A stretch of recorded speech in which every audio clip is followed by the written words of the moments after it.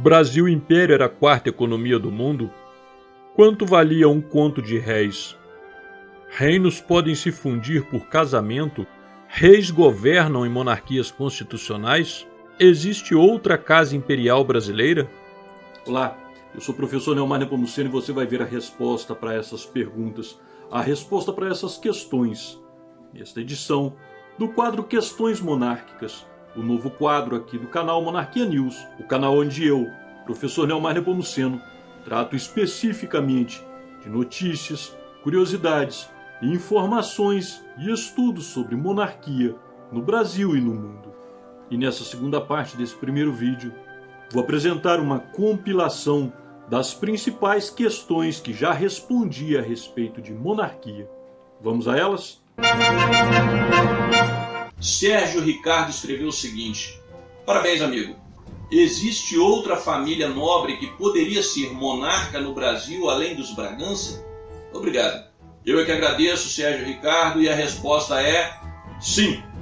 Embora todos os descendentes da realeza brasileira sejam inevitavelmente Bragança, já que esta foi a única casa a reinar sobre o Brasil, a família imperial brasileira que conhecemos hoje são os Orleans e Bragança, uma vez que descendem da princesa Isabel através de seu casamento com o conde Gastão de Orleans, o conde D. Porém, o que pouca gente sabe, ou que muita gente não se dá conta, é que por muito tempo esse casamento não gerou descendência, sendo inclusive a princesa Isabel sido considerada estéril. Nesse caso, após a princesa Isabel, o trono brasileiro passaria para sua irmã, a princesa Leopoldina de Bragança. Porém, esta renunciou ao seu direito de sucessão ao casar-se com o duque de Saxe, Luís Augusto de Saxe-Coburgo-Gotha, ficando o seu primeiro varão, o príncipe Pedro Augusto de Saxe-Coburgo e Bragança, como herdeiro aparente da coroa brasileira e, portanto, segundo na linha de sucessão. Pedro Augusto recebeu os tratamentos de alteza e dom e por cerca de 10 anos foi criado para ser o futuro imperador do Brasil, até o nascimento em 1875 de Dom Pedro de Alcântara de Orleans e Bragança, primeiro varão da princesa Isabel. A partir daí, cada uma das princesas passou a chefiar o seu próprio ramo da Casa Imperial Brasileira. Dona Isabel, como chefe do ramo Orleans e Bragança, tendo sido sucedida por seu segundo filho, Dom Luís Maria, este por Dom Pedro Henrique, e este, por fim, sucedido por Dom Luís de Orleans e Bragança, atual chefe da Casa Imperial Brasileira. Dona Leopoldina, por sua vez, ficou como chefe do ramo de Saxe-Coburgo e Bragança da família imperial brasileira. Seu filho primeiro varão, Dom Pedro Augusto, herdou a chefia da casa e, como não deixou descendência, passou-a para sua sobrinha, Dona Teresa Cristina, e esta para Dom Carlos Tasso, barão de Borgonha, na Itália, e atual chefe do ramo de Saxe-Coburgo e Bragança da Casa Imperial Brasileira. Roberto Saguin Villani escreveu: vou perguntar de novo, caso um príncipe herdeiro direto do trono se case com uma princesa também herdeira direta, daí a união dos países em questão ou um renuncia para se casar? Nem necessariamente uma coisa, nem necessariamente outra.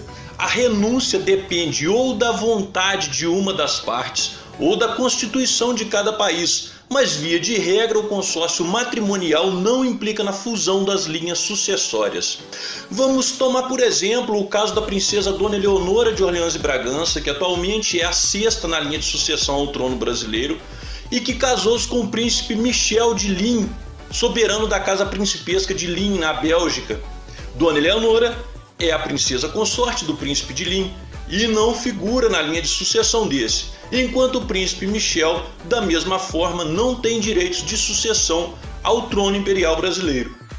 O primeiro filho varão do casal, no entanto, o príncipe Henri de Ligne, é o sucessor natural tanto do príncipe soberano quanto de Dona Eleonora. Porém, ainda assim isso não unifica as linhas sucessórias. Se por uma improvável coincidência o príncipe Henrique é o segundo na linha de sucessão à casa principesca de Ligne e sétimo na casa imperial brasileira, viesse hoje a ascender a chefia das duas casas ao mesmo tempo, seria de fato soberano das duas casas, mas logo após, quando tivesse que ser sucedido, na chefia da casa de Lins seria sucedido pelo príncipe Waltier, segundo na linha de sucessão daquela casa, enquanto no Brasil seria sucedido por Dom Carlos Tasso de Saxe-Coburgo e Bragança, hoje virtualmente o oitavo na linha de sucessão ao trono brasileiro. Isso, obviamente, considerando o cenário atual, em que o príncipe Henri não tem herdeiros. Caso tivesse, aí teria que ser analisada uma série de fatores, como a nacionalidade do herdeiro, o status da sua mãe, etc., para saber se ele estaria habilitado à sucessão tanto em uma casa quanto na outra.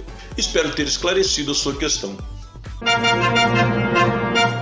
Hércules Herculano perguntou: existe alguma monarquia constitucional na qual o monarca seja chefe de Estado e chefe de governo, como se fosse um presidente vitalício em comparação ao presidencialismo? É isso mesmo ou não? Na monarquia constitucional, o monarca será sempre o chefe de Estado, sem muita influência na tomada de decisões em favor do povo. Muito bem, Hércules. Quanto à sua primeira pergunta, a primeira parte da sua pergunta, não há nenhuma monarquia constitucional na qual o monarca seja ao mesmo tempo chefe de governo e chefe de Estado, como se fosse um presidente vitalício. Em todos os 9 países que hoje se definem como monarquia constitucional ou com o nome de monarquia constitucional, o monarca exerce a chefia de Estado, com mais ou menos poder, enquanto o primeiro-ministro, eleito pelo parlamento, ocupa-se da administração do Estado propriamente dito. Curioso notar que, mesmo entre as monarquias absolutas, aquelas que têm um sistema de monarquia eletiva, é comum que o monarca delegue o papel de administrar o Estado a uma espécie de chefe de governo. No caso, por exemplo, da Suazilândia, o Vaticano e Emirados Árabes Unidos, um rei, papa ou emir presidente exerce a chefia de Estado, enquanto no caso de Suazilândia e Emirados Árabes há um primeiro-ministro e no caso do Vaticano um secretário de Estado delegado pelo seu monarca absoluto. Quanto à segunda parte da sua pergunta, sobre a influência na tomada de decisão em favor do povo, vale lembrar que nesse tipo de monarquia, e nesse caso o exemplo do Brasil aplica-se perfeitamente, quem tem maior poder e influência na tomada de decisão em favor do povo é o próprio povo, através de seus representantes eleitos para o parlamento. Uma vez que é o parlamento que elege a casa dinástica, por exemplo, as regras de sucessão, autoriza ou não a coroação, aceita ou não a abdicação, autoriza a regência, etc, etc, etc. Cabendo ao imperador, cabendo ao monarca, enquanto poder moderador, assegurar que esse poder seja exercido de fato em nome do povo que o constituiu, tendo como prerrogativa dissolver o parlamento, caso isso não se verifique. O Josenaldo Melo fez uma pergunta interessante. Ele perguntou quanto valeria um conto de réis hoje. Vale lembrar que o 1000 réis era a unidade monetária do Império Brasileiro, de modo que um conto de réis era como era chamado 1000 réis. E o réis sozinho, separadamente, é como se fosse o centavo da nossa moeda atual, entretanto em fração de 1000 em vez de 100. Bom, para chegar a esse cálculo preciso, é necessário um cálculo complexo que eu particularmente não estou habilitado a executar. Entretanto, especialistas hoje falam em R$123, o valor do 1000 réis, ou seja, a unidade monetária do Império valeria R$123, a unidade monetária do Brasil atual. Porém, existem duas formas que eu particularmente considero bem eficientes de encontrar uma correspondência. Vamos lá. A primeira delas é o valor do grama do ouro. Veja bem, nós sabemos que durante todo o período imperial, o 1000 réis, a unidade monetária do Império, valia 0,9 gramas de ouro. Considerando que hoje o grama do ouro está valendo R$300,10, 0,9 gramas valeria cerca de R$270,10. Outra forma seria através de um aplicativo bastante interessante que a gente encontra no site do acervo do jornal Estadão, onde ele calcula a conversão da moeda atual ao longo da história do Brasil, baseado na quantidade de jornais era possível comprar com esse valor.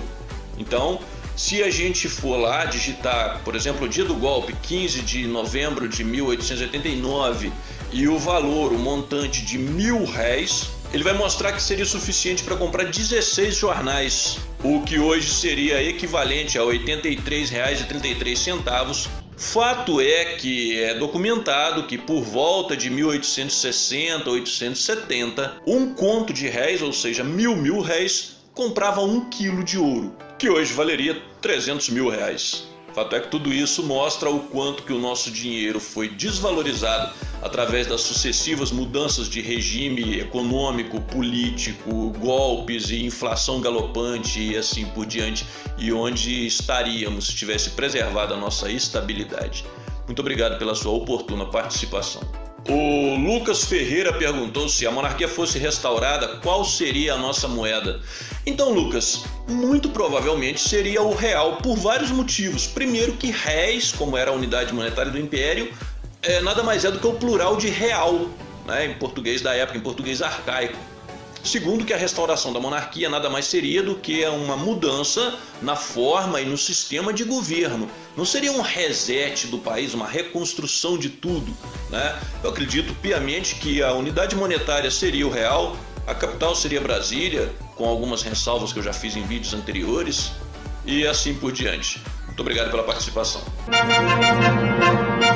A última pergunta que eu vou responder foi feita lá no Instagram, pelo usuário Azul Sincero, que postou o link de um vídeo do canal de um outro youtuber, o Paulo Resutti, onde ele responde, entre outras perguntas, se é verdade que em 1880 o Brasil era a 4ª economia do mundo, e pergunta qual a minha opinião, se é verdade o que ele responde.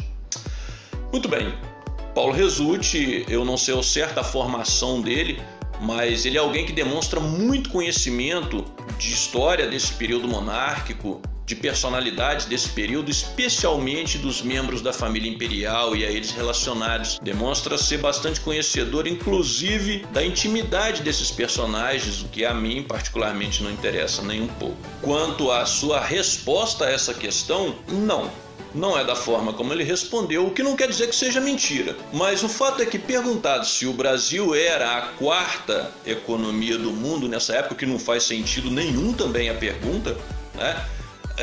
Ele respondeu um monte de coisa, era só responder sim ou não, era ou não era, né? E fez um monte de comparações de negócio de PIB per capita, que subiu quanto, não sei o que, dividindo a riqueza pela população, comparou com a Argentina, e coisa que não tem nada a ver. Hoje, por exemplo, o país que tem a população mais rica do mundo é o Principado de Mônaco, que de cada 3 dos seus cidadãos, 1 é milionário, e no entanto ele é a 147ª economia no mundo, isso no único ranking que aparece, nos outros nem aparece, né?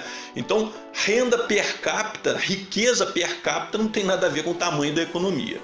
Mas vamos lá, não era. A gente encontra facilmente, pelo menos em inglês, o ranking das economias do mundo, e a gente observa que o Brasil não era a 4ª, o Brasil era a 15ª potência econômica do mundo, o que já é um feito grandiosíssimo para um país que tinha meio século de independência somente. Principalmente se formos olhar o resto do ranking, a gente vê que o Império Brasileiro era o melhor país entre todos aqueles que se tornaram independentes, era a 2ª potência americana, por exemplo, e por aí vai. O que me parece é que a pessoa que fez essa pergunta não soube se expressar bem, já que não faria sentido nenhum dizer que o Brasil era a 4ª potência em um mundo que tinha França, Alemanha, Inglaterra e assim por diante. O fato é que o Brasil era a 4ª potência econômica fora da Europa, atrás somente de Estados Unidos, a dinastia Qin chinesa, o Império Japonês, e o 4º já seríamos nós. O que, volto a reforçar, já é uma grande marca, um grande feito para um país que tinha 50 anos, meio século de independência. Mas essas constatações de que o Brasil era a 2ª economia das Américas, a quarta economia do mundo fora da Europa e inclusive à frente de muitos outros países da Europa também, apenas reforça o fato de que durante a monarquia o Império Brasileiro era um país grandioso, promissor, que somos hoje herdeiro de uma história gloriosa dessa época e que perdemos muito com o golpe republicano e que teríamos muito a ganhar com a eventual restauração da monarquia. Muito obrigado, Azul Sincero, pela sua participação. Espero ter esclarecido sua questão. Então é isso, essas foram as questões monárquicas de hoje. Conforme já disse lá no canal Professor Neomar Nepomuceno, a partir da criação deste canal Monarquia News, as perguntas especificamente sobre este assunto serão respondidas exclusivamente neste canal. Então não se esqueça de deixar a sua questão aqui nos comentários. Esse vídeo não se esqueça de curtir. Gostou? Contribua da forma mais civilizada de que for capaz, dizendo por que e em que podemos melhorar. Contribua com o crescimento do canal, compartilhando esse vídeo com seus amigos em suas redes sociais. Vídeos e conteúdos como esse, visite e se inscreva no canal Monarquia News. Saudações monárquicas e até a próxima.